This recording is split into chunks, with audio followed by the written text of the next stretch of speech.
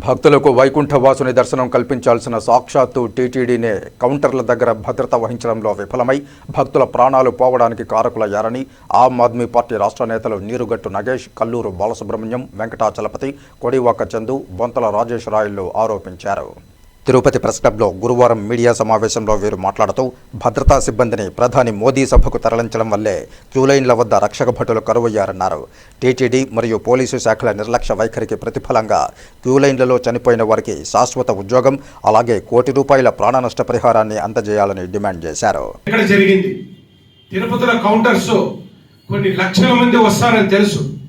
భక్తులు ఈ టోకెన్ ఉంటేనే తిరుమలకి అలౌ చేస్తారనేది కూడా తెలుసు. అలాంటప్పుడు ఇన్ని కౌంటర్స్ టీటీడీ అధికారులు పెట్టి అక్కడ భద్రత కల్పించకపోతే భక్తుల యొక్క అత్యుత్సాహంతో ముందుకు వాళ్ళకి జరిగి ఇలా రాత్రి 6 మంది చనిపోవడం దురదృష్టకరం.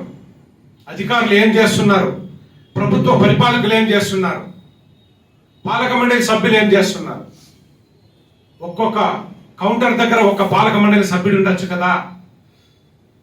వీరు దేనికోసం మండలిలో సభ్యులుగా చేర్చారు?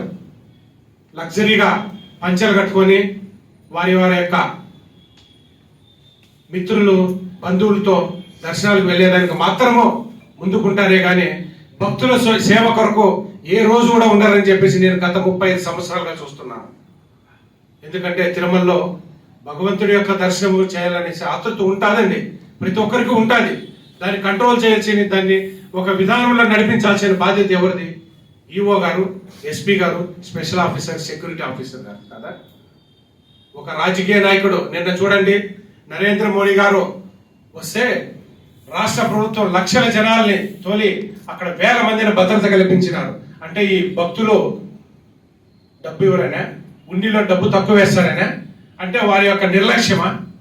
సామాన్య భక్తుడు భగవంతుడి దృష్టిలో భగవంతుడికి ఎంతో పరమ భక్తుడు, కానీ ప్రభుత్వ పరిపాలకులు ఎందుకు కనపడట్లేదని నేను ప్రశ్నిస్తున్నాను.